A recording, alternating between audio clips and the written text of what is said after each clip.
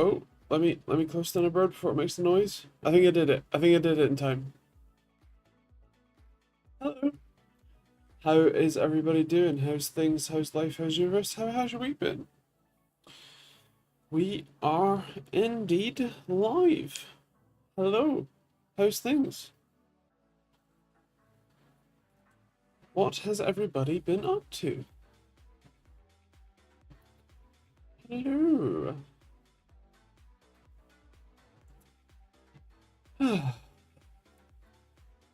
We stick that in live chat before I forget. Music is on. Wonderful. We are good to go, I think. Yeah. Hello. How's everyone? Hello to the people watching on the VOD. How are you doing? Let me just... Oh no. Ew. Yeah, hello. What part of minimize don't you understand, Fusion 360?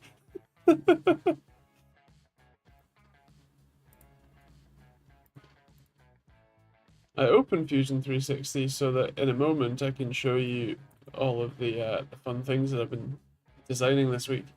But it didn't like the meaning of minimize. There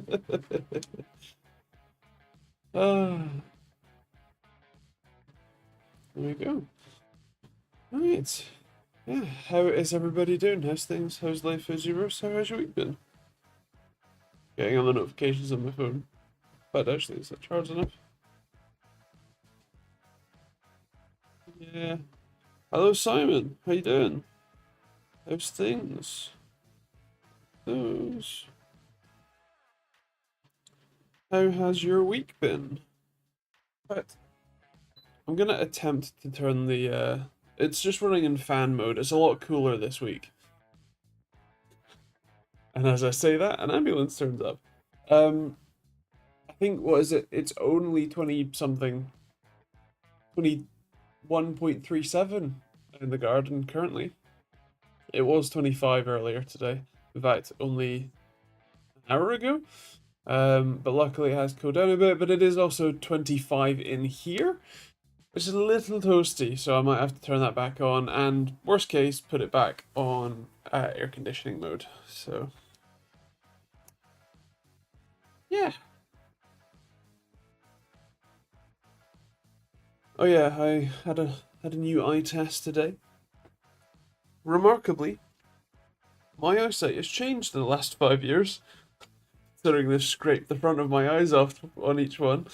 So yeah, I'll get some new glasses eventually. Yeah.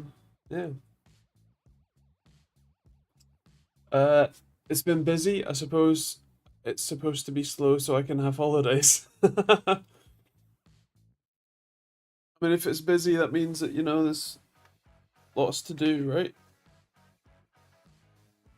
Oh, that's meant to be a thing. Okay, oh well.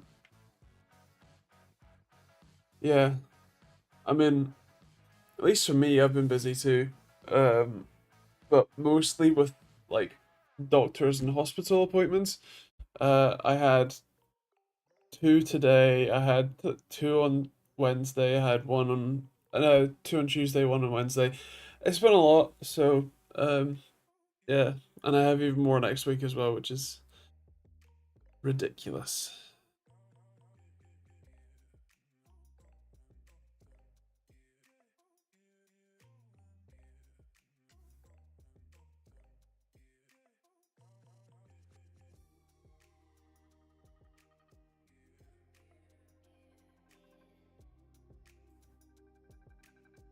There we go.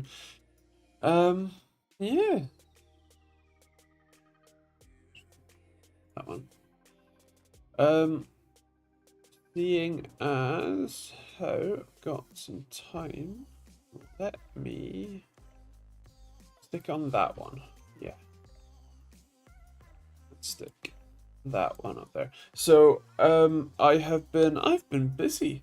Um, hello Tamu, how you doing? How's things? Um, there goes the circuit board. The peripheral testing tool that I've been designing, I've finally got a proper load cell sort of thing. So it's got the protection stop, and basically as you just about fit in, as it pushes down on, no, focus on this, not on me. As it pushes down on the keys, this load cell feels how much force that is, but it has a hard stop so that you can't damage the load cell. So even if you push real hard, you're all good there basically. I've only just finished printing that this morning, so I have some more testing to do. But the fun thing is, if I swap to screen, yay, it worked. I shouldn't be surprised that it worked. My redesigned circuit board, so instead of, in fact, grab the one that fell on the floor. So this little guy is the Gen 1, version 1, and the one that you see on the screen is essentially version 2. So this one has a motor driver, and the chip down here is an op amp that originally I was going to use the force sensing resistors, but it doesn't really, they don't work great. So what we've got is a load cell driver, which is actually the same as the little board that's connected to the load cell, with the header for it and all the necessary components. We still have that op amp, but this time for driving the Hall effect sensor. In fact, I have that on a different linear actuator over here. Trap full of stuff. So basically, it will be something like this, but nicer, not just capped on taped. So there's a magnet inside this linear actuator, and as this piston moves, the Hall effect sensor on the side can detect it. So yeah, and then we also have a flash memory chip EEPROM to be able to store the individual board calibration data.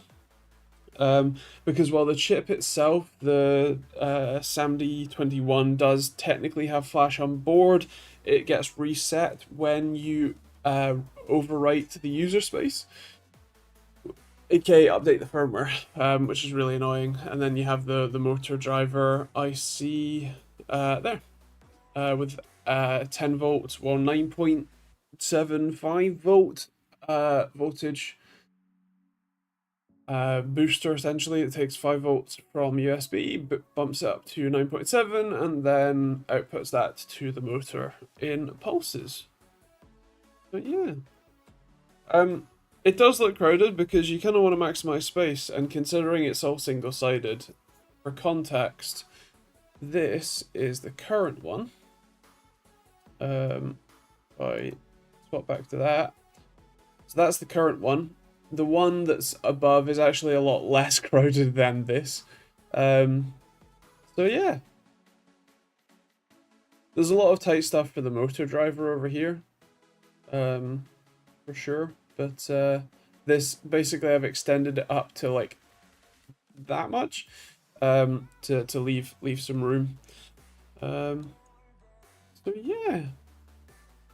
That's that one. And then the other fun thing is, in Fusion 360, that's the calibrator thing I was just showing you, but we have, I'm actually quite proud of this one, a little knurled like knob dial to attach the sliding mechanism to the rail. We have the housing for the linear actuator, a really cool like cable tie thing for the what you call it, load cell wiring, the cutout for the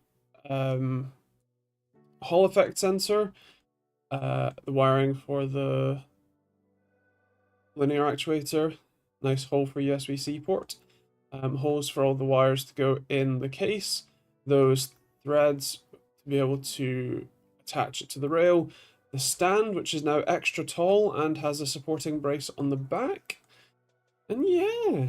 Oh, and then that load cell tip that I just showed. So load cell goes in there, linear actuator goes in there, and there is also a pin that is currently hidden. So like that. Da, da, da, da. But yeah. Also had to leave some clearance holes to be able to screw the case together.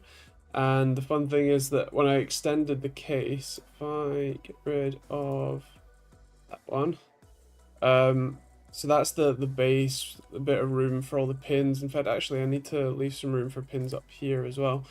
But if I swap it the other way around, the case has some tabs to help locate it. And I basically had to, like, instead of doing a nice round corner like that, I had to extend it to make it fit. So yeah.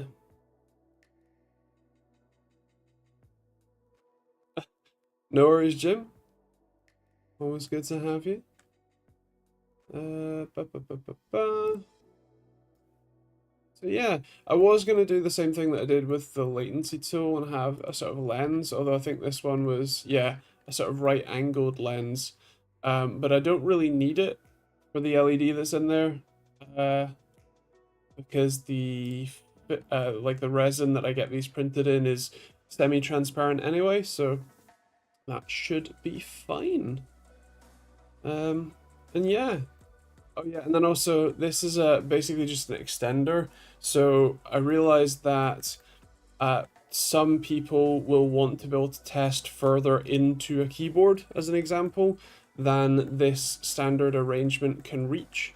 So you add this extender in that basically just, you know, extends the length of this by a pretty decent amount and gives you a bit more room to be able to reach into the more middle of a keyboard to test keys in there. If you do want to test, you know, all the keys rather than just a few at the edge, as an example.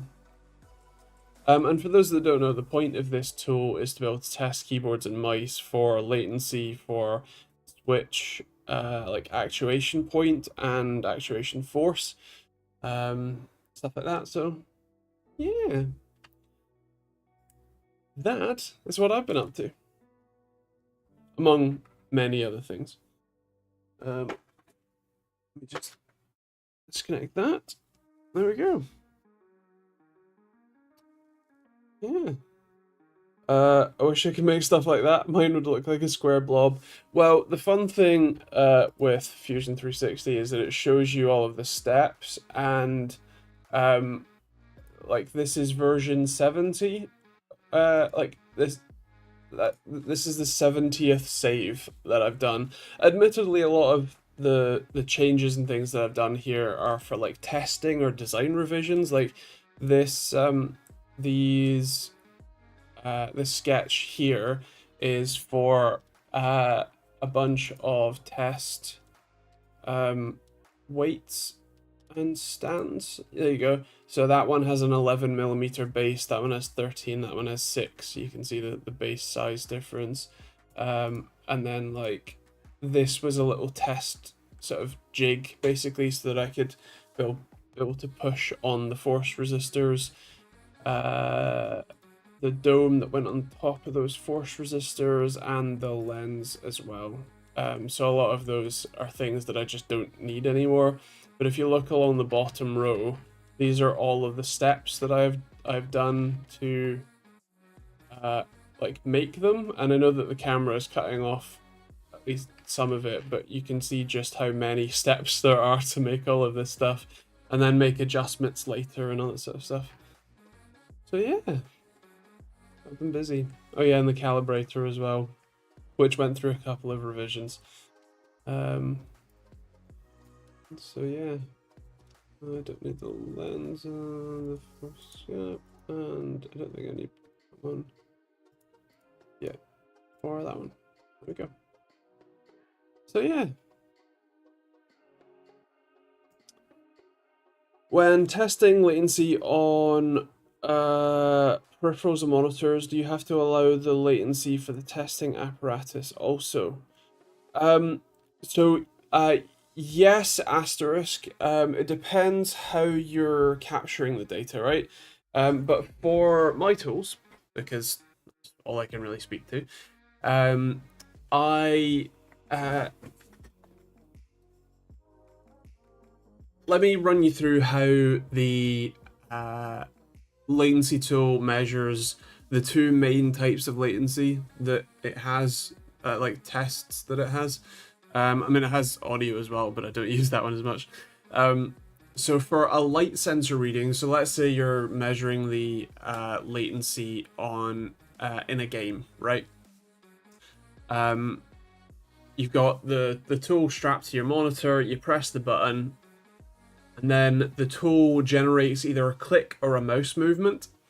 And then when it does that, obviously it then starts recording the game, like, it starts recording samples from the light sensor.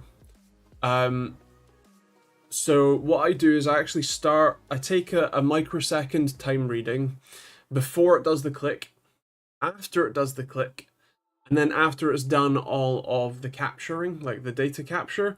And then with those numbers, what you can do is, if you also know from DirectX how long the display usually takes, so like the render time, you can add that in. But for something like a game, you get a click time measurement, which is essentially what you're saying is sort of the latency of the testing apparatus itself, how long the device took to click. You could just start the timer from afterwards, but I think it's interesting to have the information for the click time as well. And then you have a block of data which you can then process to say, well, once the click was registered on the USB bus and the device started taking light readings, it then took 14.8 milliseconds to start to change the light level one way or the other. And so that's the sort of latency. For the like click testing for peripherals and stuff like that, especially with the tap method, with putting a sort of bit of foil tape that you ground with the alligator clip and then use the probe to tap it, there is a bit more inherent latency in the sense that the tool starts counting the second or the microsecond that you tap, but it then has to wait for the desktop to receive the key down or mouse down event, then fire back over serial to the device, and that does take a little bit of time. I've changed a lot of the code for how that works to do my best to eliminate that latency, but it is still somewhat included. So yeah, I'm measuring click to photon latency. You can, but you can also do a bit more isolated, especially if you do the pretest. So yeah. But Jim, the short answer to that question is that you should capture as much data as you can to be able to ascertain where latency is being introduced. Whether it's your peripherals, whether it's the game itself, whether it's your display, all this sort of stuff. You'd like to collect all the data. And so you can also then split that data out later if you have enough data to tell where to split it out. I'm very good at verbose answers, not very good at succinct answers. Hello, Essentialist, hello, Chris, and hello, Ish. How you guys doing? Nice things.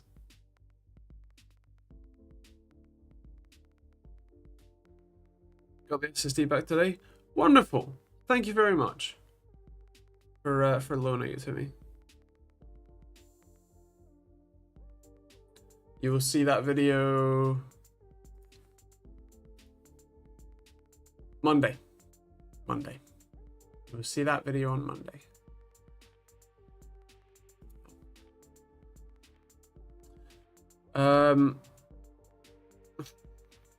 I wish stash for well,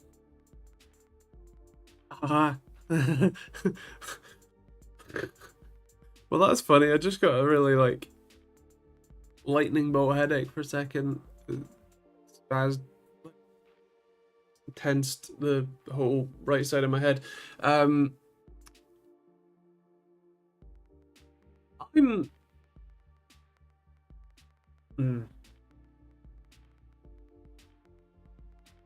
I'm okay. I could be better, could be worse. Had an appointment with the specialist, the endocrinologist, and hopefully that means that my GP will play ball and give me the meds I need long term.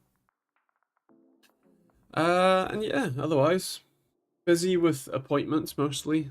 The whole hypermobility thing, the like exercises I've been given haven't really done all that much for me, which I'm not that surprised about, if I'm honest. But you know, but I do have another physio appointment next week, so I guess we'll see how that goes.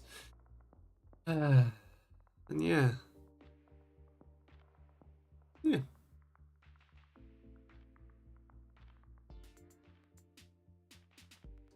I don't have a PC to use it in unless I use it on an M.2 riser card. I'm in GG.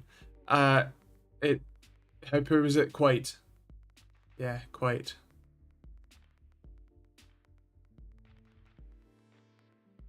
It's 2 a.m. for me. Probably should be asleep, but I enjoy reading some manga. Fair enough. Shame you couldn't have bought a house next door to the hospital. Well, there is a health center, which is a weird thing of like all of the GPs used to, and the keyword used to, all have like sub clinics there. Like you could go there and basically see your GP, but it's like kind of in the middle of town kind of thing. And then it became almost derelict, and I don't really know why. So yeah, that's great. But yeah, I do also want to move, like change what doctor surgery I am with, to A, one that's a little closer, and B, one that is much better reviewed than my current one. I mean, the whole system is a problem, for sure. But yeah, my GP can be particularly obtuse at times.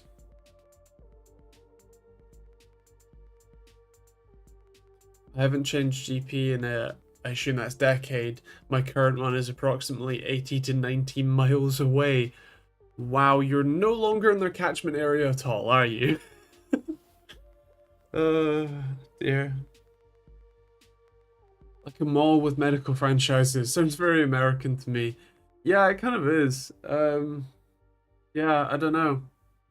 It was really useful because you could get like it's within a like walking range for me like quite easily, whereas the GP surgery is like a 20 to 30-minute walk, and I can no longer do that. Wow. It only just occurred to me just how disabled I've become. We used to walk around the block, like I deliberately pick a lot of like routes that I go on, whether that be walking, driving, or especially when I used to ride the motorcycle. I'd go on routes that were in theory short, but you could take an option to like increase the length. So if I was still feeling okay, if I wasn't in too much pain, then I can go around again, or I can take the left instead of the right, and sort of double the length or whatever. Well, I don't think I've gone the whole way around my usual walk in a while now. So, yeah. I changed 6 years ago and found my previous one had gone out of business 15 years before that. Fair. Also not changed dentist, but I think if I tried, it would take more than a 2-hour drive, more time than a 2-hour drive once a year. I've not been to a dentist in over a decade. None of my teeth have fallen out, so I guess that's something. I don't get like pain in my teeth or anything. I'm brush twice a day, all that jazz. So meh. And I don't think I could get a dentist anywhere near here if I wanted to, at least an NHS dentist. So doesn't really matter.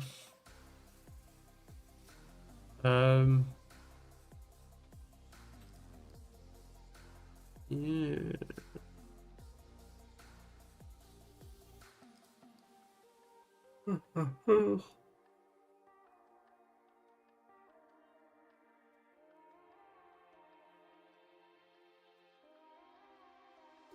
Riced TechteamGB electric wheelchair when I have actually been using my wheelchair more often as well.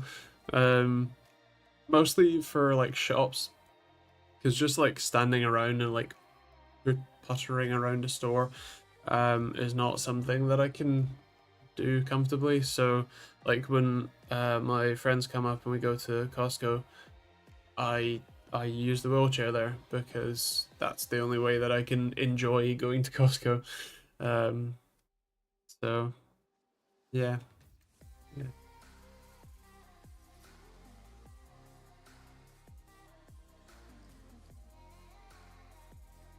I like that two different people both said, "I hope your house is next door to doctors and or hospital," at the same time. Speaking of doctors, my back fucking hurts.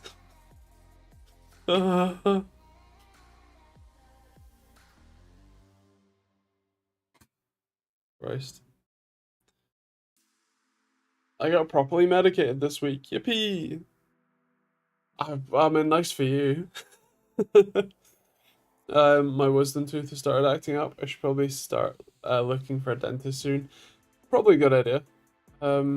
It's better to find one just before you need them than when you need them. That tends to be a lot cheaper.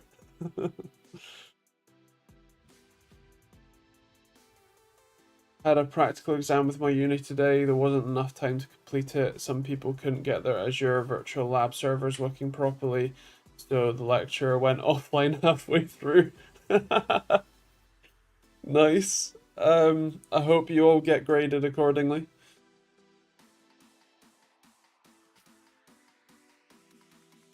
I was gonna say, that sounds like pasta.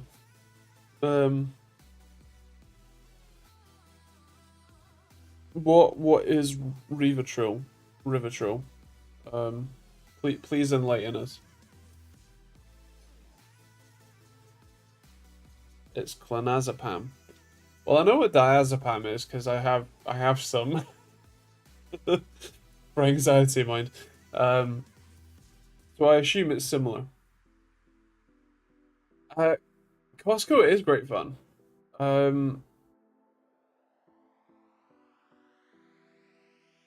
think diazepam, but long acting and way heavier. Fair enough.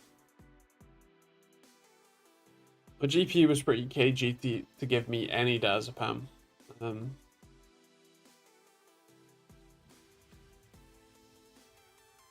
me guess, you're on a gram.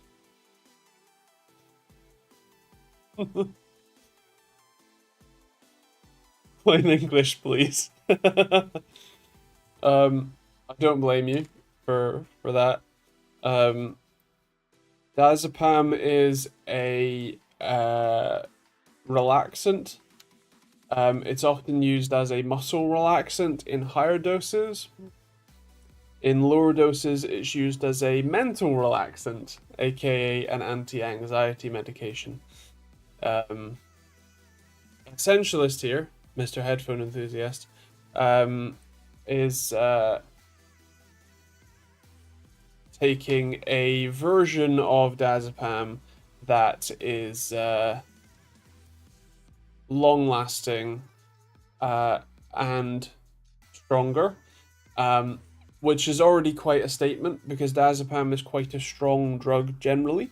And yes, he's also on well, apparently a normal dose, but normally he's on a very high dose for stuff like this. um, Go on then, send me a bunch and I'll see if it's any good. Uh, if only. I was only given 7 pills at a time. So yeah, I don't have any to give out, I'm afraid. I like the idea this is a tech stream, but it's turned into a what do you call it? Like prescription medication pass around club.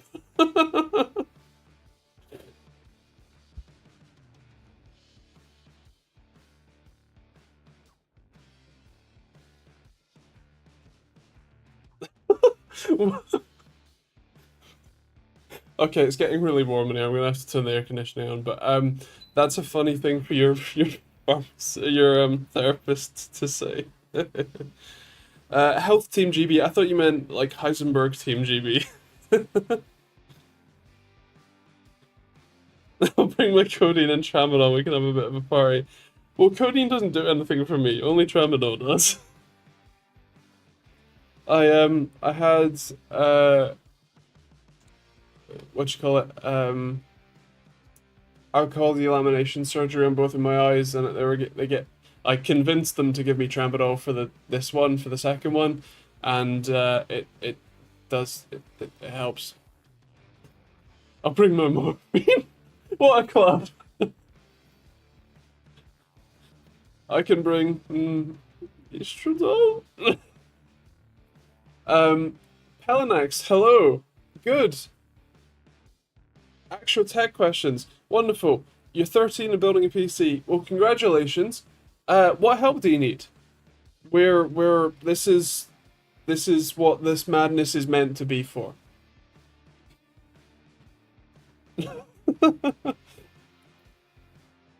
Okay, some more and more. Good point.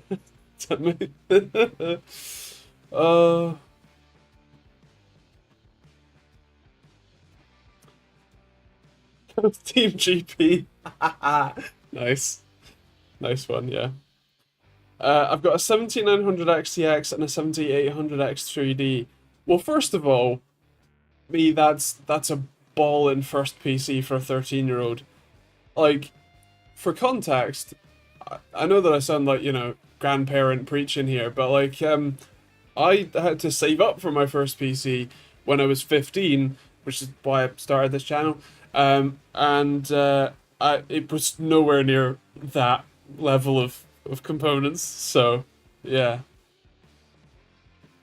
Is the Thermalright TFX? I did a start when I was 10. Well, congratulations. Let me have a quick look. Thermalright TFX? Oh, paste, right. In fact, actually, a headphone enthusiast here is normally the better informed about thermal paste than I am. So, Essen, is Thermalright TFX thermal paste any good?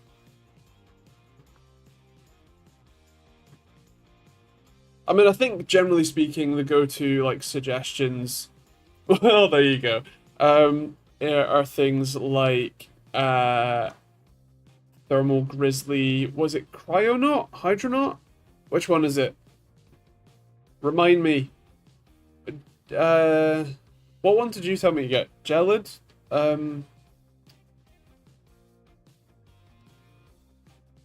know that I'm meant to be the tech reviewer here, but just an idiot. GC Extreme, thank you very much. MX6, Hydronaut, or GC Extreme. There you go. Those are the suggestions from the internet. I have a suspicion that the thermal conductivity is not necessarily the sole thing you want to consider. Thermal-based enthusiast, indeed. um, because things like pump out, and if it dries out really quickly, like it might be really, really, really efficient at conducting heat for 3 seconds before it then just, you know, pumps its way out, or if it dries out and then stops being as thermally efficient. I'm sure that there are a whole bunch of other factors that I can't even remember. But yeah, Essentialist, do you have any? Oh well, there you go. TFX is good for like 3 to 4 months, and then dries and turns into 0.5 watts per meter Kelvin. That's what it said. I don't know. Well, use mustard once. What's wrong with you? Yes. The fun thing about being a tech reviewer is that you hear a lot of marketing, and it's kind of like our job to test it and see if that marketing is true. And a lot of the time it isn't. It's never like an outright lie. It's just like, you know, it says long lasting, or like, you know, dry slowly, might mean a month to one company or 10 years to another. And it's finding the details that make it, you know, useful. The dumb thing, Thermalright TF8 is really good. Interesting. Isn't that fun? Even new TFX is about as good as dried out Hydronaut. Well, there you go. I think GC Extreme, if I remember, if I remember, Essentialist's rants and ravings, Noctua's one also dries or pumps out. Admittedly, I was discussing GPUs, which is a bit of a different experience for the thermal paste, but yeah. I did buy GC Extreme and it did work pretty well, so there you go. 4 graphics card as well. It's only CF9 and TFX that suck from them, really. Well, there you go. The more you know, the more you learn. I pretend to have a brain, but I really don't. Has anyone used the Thermal Grizzly pads at all? I haven't, but I've been meaning to get some, because when testing, especially testing CPUs, oh, it'd be so much better to not have to clean them every 2 minutes. Every time you swap them out and get your hands covered in thermal paste for the 100th time. There's only so many times you can wash thermal paste off your hands before you just, like, it's just red raw. It's just bone. Well, thanks, Dave. I will. In fact, I will, what platform? Because I have to... I'm terrible at staying in touch with people. Like, genuinely terrible. It's the joys of ADHD, mixed with the autism of owning your own tools. And just getting otherwise busy and occupied. Yeah.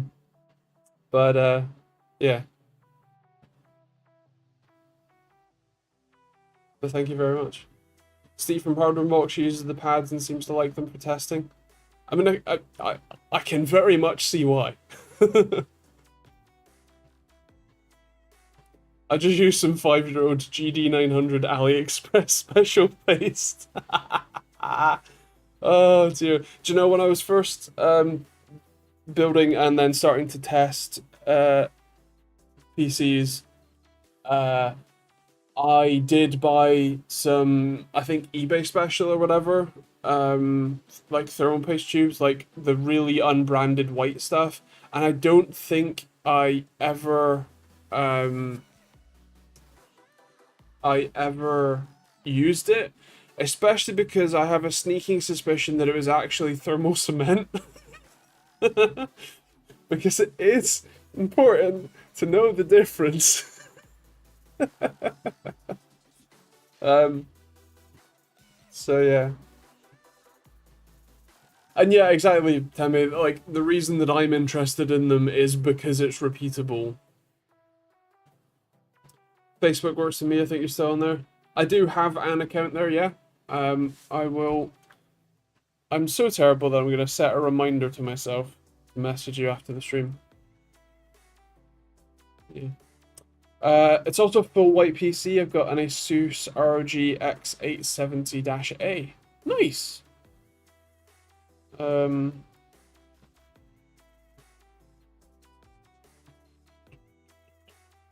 That is pretty sweet. I take it your XDX is white as well?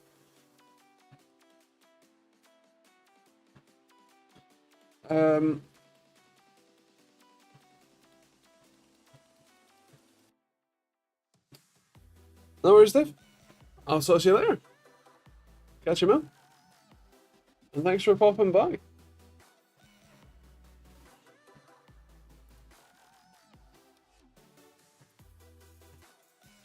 I'm kind of intrigued by this whole like YouTube top fans thing, because I didn't enable it, but basically the more you message, the more like score you get. Although you're all on 75 XP apparently, so I don't know. I'm using Samsung Odyssey G9 OLED, and the XDX is the Taichi. Nice, awesome. Is the G9 OLED? I mean, of course it's Samsung. Of course it's QD OLED. But is that the ultra wide one? Samsung G9G. Is it 95 SD?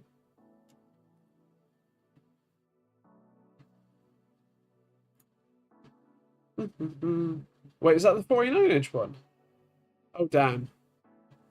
Jesus, that is expensive. Fair enough.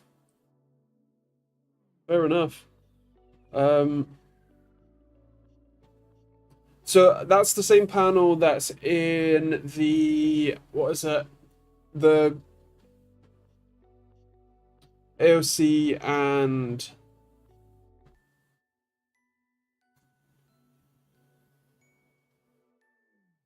Philips ones that I've tested. And it's really cool. It does look really narrow when you actually use it, but fair enough. I started saving when I was 10. Right, but I just so you've been saving for 3 years. I was saving for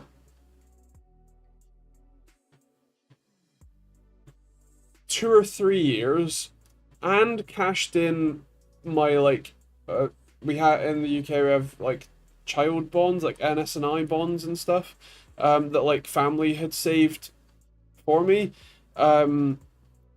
just to spend just shy of £1,000 on my first PC.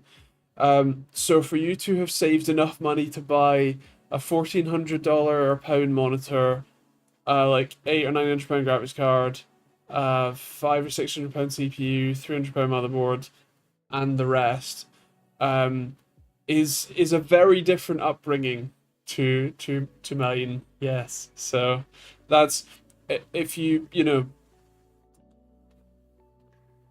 a bit of a class disparity maybe. um, I live in Egypt, so the price is different. Well, I imagine that the prices are also a bit higher as well, right? Um,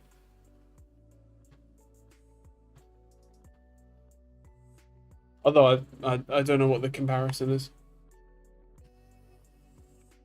They're cheaper. Interesting. That's cool. Wonder why? Because at least with some markets, take India as an example, um, the hardware in India is ridiculously expensive by comparison, and also normally quite delayed. Um, so yeah, the G9 is about 650. Fair enough. I mean, that is a much more reasonable price. Damn.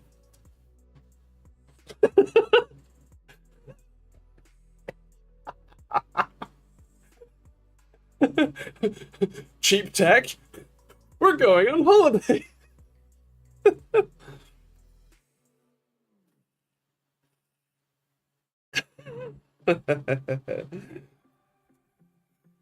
Ow.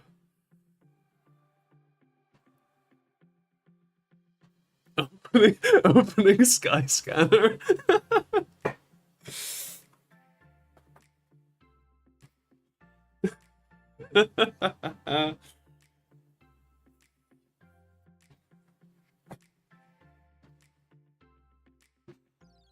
Yeah, fair enough. Fair enough. Um,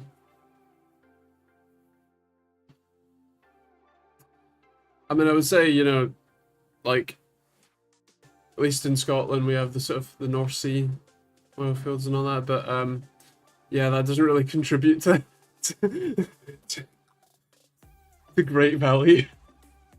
uh, I'm paying like 42% on customs and imports. Damn. Damn.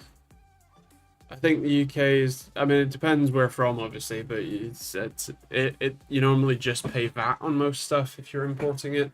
Maybe 25% total, but yeah.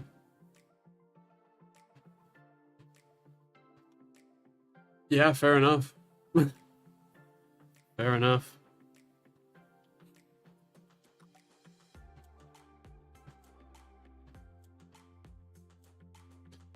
The cheapest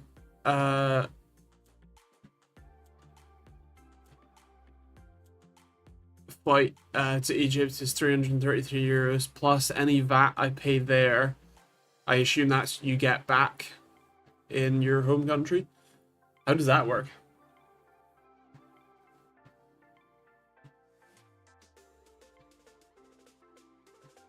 I played F1 24 in work today on a racing sim with a G923 and pedals. It was the first time I played a game in a sim and I really enjoyed it. Does anyone here dabble in racing sims?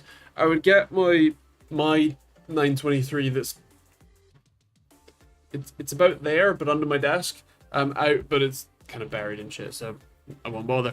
But yes I do. I would really like to build a like at very least like alley extrusion like sim rig chair assembly. um the problem is that I live in Britain, and the amount of space I have in my house is actually a negative now, or certainly the amount of available space.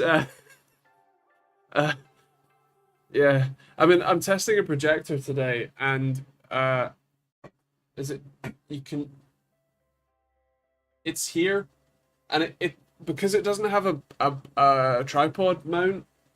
um it's sitting on a monitor box, ironically from its sister company AOC. It's a Philips projector on an AOC monitor box. That's taking up a lot of the room. Oh, so yeah. Yeah, I don't have room for it. I'd love one. I'd love a proper like a direct drive wheel as well. Because the G923 has, is it belt drive? Is that the the phrase, I think. But it's not as powerful, it's not as direct. It's really noisy. Um and yeah, a direct drive wheel is gear drive, thank you. Just real fancy, real nice. You generally get more torque and better feedback and all sorts of stuff. Well, Dave said that the TF8 is great. So if you can get TF8,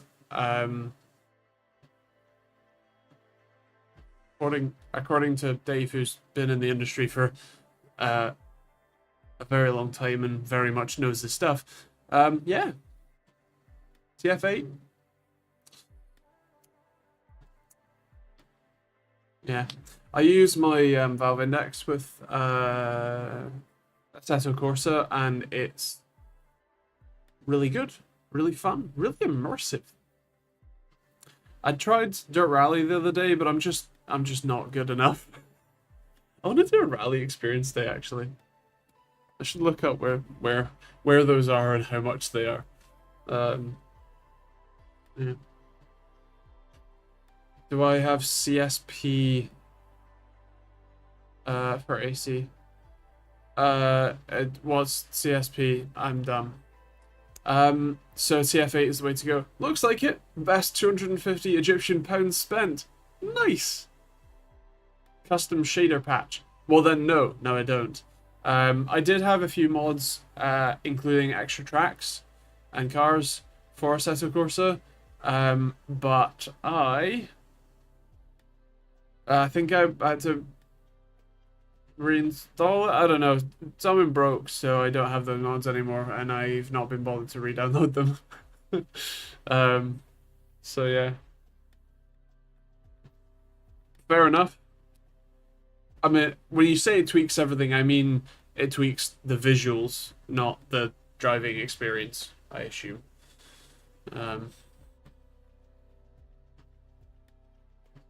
Like, Assetto Corsa does look a bit flat, I think. Oh, also driving experience. Okay. Fair enough. Well, probably remind me. So I will forget.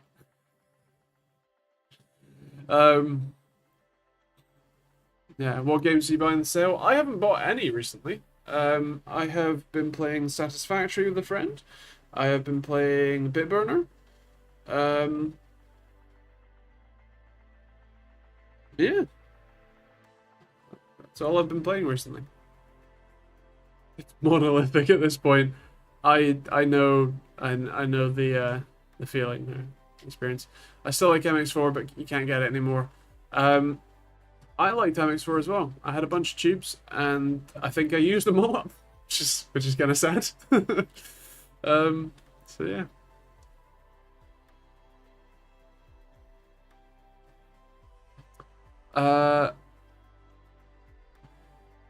I mean, I've heard everyone's addicted to Balatro.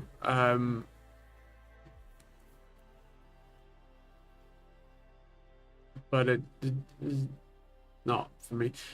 Should I get the Lanely 011D Mini V2 when it comes out this month for $99.99 with 5 fans? I personally prefer Fantex cases myself, but I also don't really build a whole bunch of PCs anymore. So my view on, and like, if I'm being honest, I've never really enjoyed PC cases. They've always been a necessary evil rather than something that I'm actually interested in. So my advice is probably not great. I know that a lot of people do like the 011, and I'm sure that the D Mini V2 will be a good version of that. But yeah, I'm not the person to ask. Although maybe someone in the chat like are ever opinionated headphone enthusiast will have some ideas. Yeah. And also, isn't the 011 the like dual chamber, like the sort of more squared one? Leo 11 D Mini V2. Well, I guess let's just look at the 011 Mini. Yeah, it's the dual chamber one. I don't really like dual chamber cases. They're just a bit wide, a bit sort of boxy and bulky for me. I don't know. Like I said, personal preference, yeah, but I'm sure everybody's gonna love it except for me, and I'm just gonna be the weirdo in the corner who doesn't like it. As always. AC Evo over Competizione. Well, I just have the standard Assetto Corsa. Neither, so yeah. Joe Chamber takes up too much space. Yeah, that's kind of what I feel. But then again, I built my PC into my desk with a custom like enclosure and case and a custom bit of glass on top. So don't listen to me. I think it's a great deal. 5 fans, fish tank case. Look good. I like it. Well, then get it when it's out, I guess. Like I said, it is entirely. Cases are a lot about preference. There are things like the airflow, the little like nice touches that make it easier to build in or easier to clean or better, like dust filters and included fans, stuff like that, that can make it a better experience. But a lot of it is still down to personal preference, and my personal preferences are very likely not your personal preferences. So, like I said, don't listen to me. I would have got the Fractal North, but it doesn't support an internal 5.25-inch bay. You madman, who cares?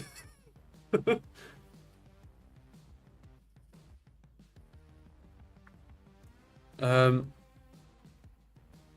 have an L-shaped desks. I have so much space. Fair enough. I also have a corner desk, which is why I built it into the corner, my PC into the corner of my desk. Using a Fractal Torrent Compact here and love it. Huge fans, move so much air, and it's quiet as a mouse. Highly recommended. Nice. I like the Lian Li A3, but I am a data hoarder. I have to assume that the A3 has a whole load of drive, like hard drive bays. Am I right? In fact, you know what? I'm just going to double check. Lian Li A3. Well, apparently it's an M80X case. Is that right?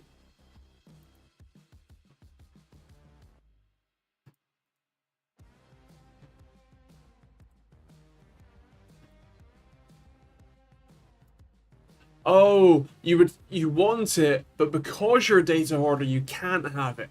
Right. That makes more sense now. Got it. I care, okay, but it's also super annoying that fitting a Blu-ray drive meant I couldn't fit a 360mm rad at either the front or the top. Yeah, each to their own. See, personal preferences.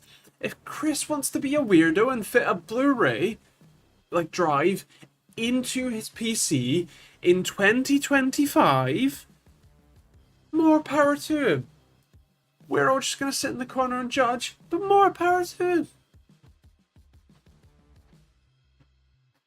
I have the RG Helios case. It weighs a ton, but roomy inside. Nice. I mean, I really like the Fantax M2 Evolve X. That's probably a decade old case at this point.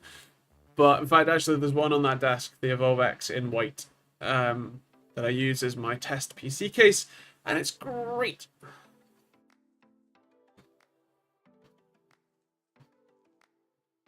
I do have a USB optical drive somewhere here for the 0 times a year that I need one.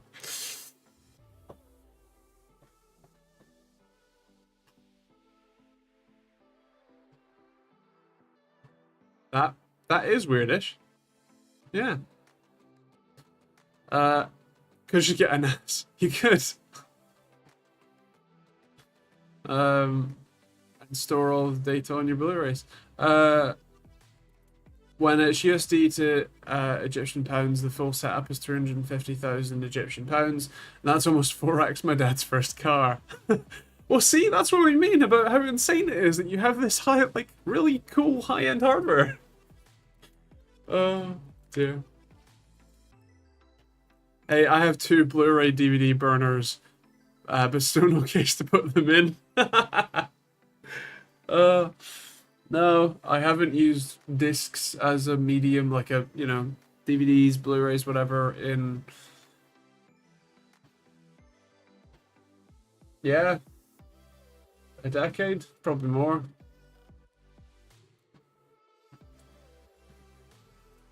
I'm still using an old Antec case with 8 hard drive bays, one 5.25-inch bay. Fair. Um, my Fansets cases all have between. Well, I think they can have up to like 10 drives or 12 if you have a shorter power supply. If I remember rightly. Could be wrong, but I think that's the case. I only have 6 drives. 6 drives in one and 4 drives in the other. In my 2 NAS servers. At some point, I would like to, realistically, just condense them into one,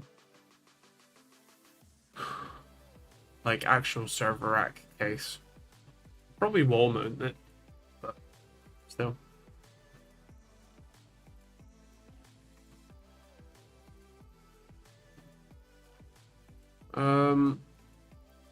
I have a shelf that's run out of room to store CDs on. Fair. My Volvo only does AM, FM, CD, or cassette, so I collect them for pennies in charity shops for the car. Fair enough. Mine does have an SD card reader, and obviously now has Android Auto and Apple CarPlay, so that's also an option, but mostly, yeah. I got the Thermalright Hypervision in white, pump speed of 6400, fan speed of 2150, 69 CFM. Fair enough, nice. What do you think of the Prime drink? I have never had one. The only thing I drink really is water. Very occasionally, like fruit juices. Even more occasionally, like hot chocolate. But otherwise, water.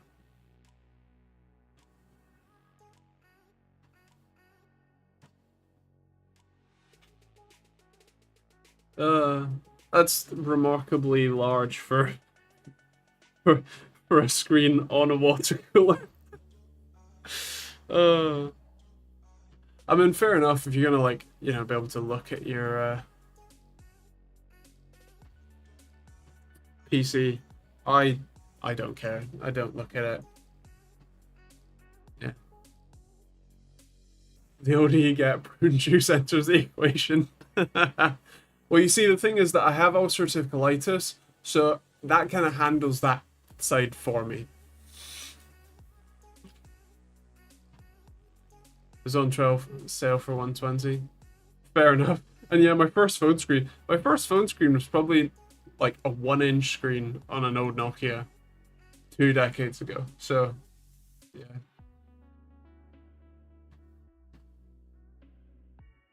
How the times changed and how that's scary for us old fogies.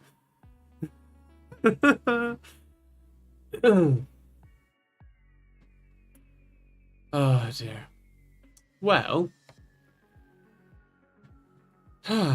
that is our usual hour. So I am gonna go be old and go to bed. Not quite.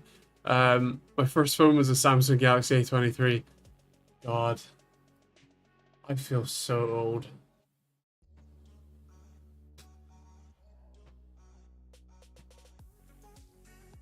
My first phone was before Android or iOS existed. Anyway, I will catch you all next week. For the one person who's new here, we do these every Thursday night at 8 PM UK time, so feel free to pop back next week if you want to chat. My voice is going already. So yeah, I hope you all have a wonderful week. I hope you all stay safe. I hope you all have fun. Have fun building your PC, Pelinix. And yeah, I'll catch you all next week. Right. Bye.